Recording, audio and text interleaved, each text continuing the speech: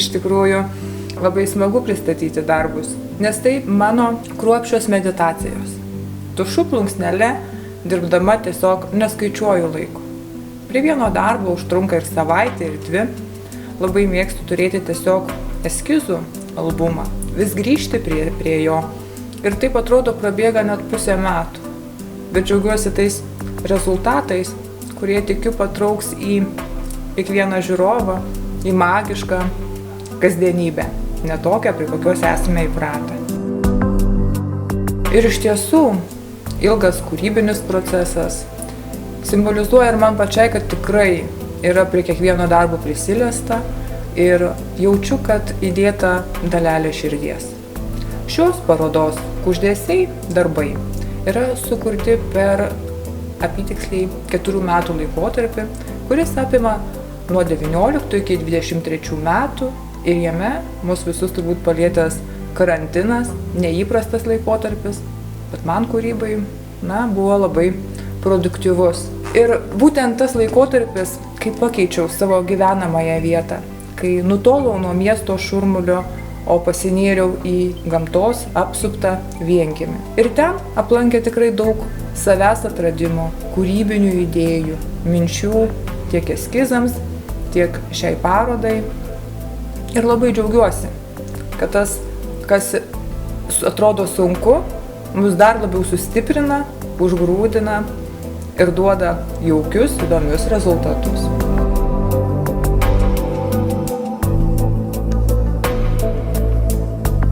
Iš tikrųjų, pristatyti šią parodą kartu yra pristatyti, kuo gyvenu.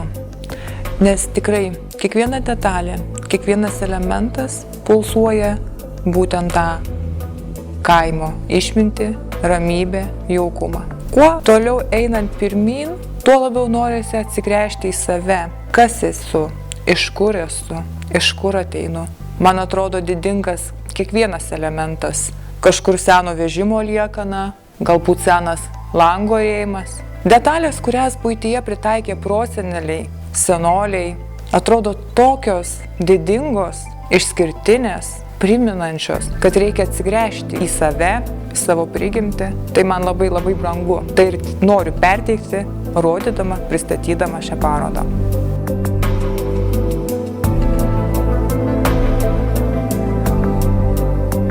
Manau, kad šie darbai kalba apie tai, kuo gyvena žmogus greta gamtos, vienkiemio kasdienybėje.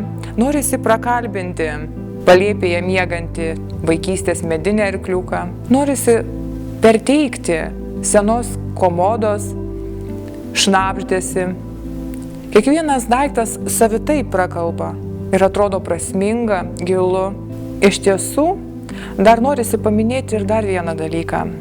Įprastomis klasikinėmis grafikos raiškos priemonėmis, brūkšneliais, linijomis, dėmėmis. Noriu perteikti grožį aplink supantį. Ir man atrodo didingas mažytis vabalėlis, didinga liuliuojanti pieva, kuri tęsiasi iki pat horizonto.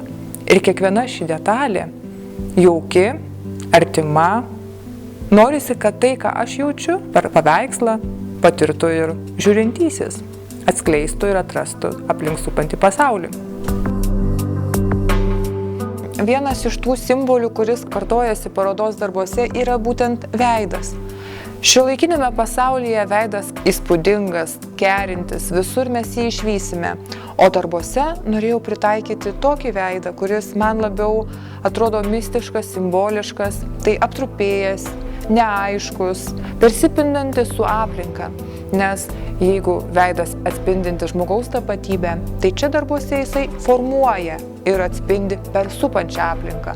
Todėl paveiksluose išvysite darbą tiesiog išnyrant iš kasdienybės, simbolizuojanti tai, kuo gali būti žmogus, kas jį supa, kas jam artima. Ir todėl manau, kad kiekvienas ir kartu savitai interpretuosime. Bet matysime ne tokį, kokį esame įpratę kasdienybėje ir aplink mus. Smagu pristatyti darbus ir kad jie neliks tiesiog studijos stalčiuose. Bet kartu darbai iš galerijų tampa žmonių kasdienybės dalimi, kai tiesiog pritaikau juos darbo knygų viršeliams. Ir tokie viršeliai, tikiu, kad yra unikalūs, išskirtiniai, nes kupini simbolių. Kiekvieną dieną vis naujai, manau, galima jį atrasti, surasti, kas artima, miela. Ir man ta pati idėja, kad būtent toks išskirtinis, jaukus, vienetinis viršelis yra mielas ir kartu tai mažytė galerija mūsų kasdienybėje. Todėl labai džiaugiuosi šią galimybę, šiuo parodos tęstinumu, bet kad jie tampa artimi ir žmonėms.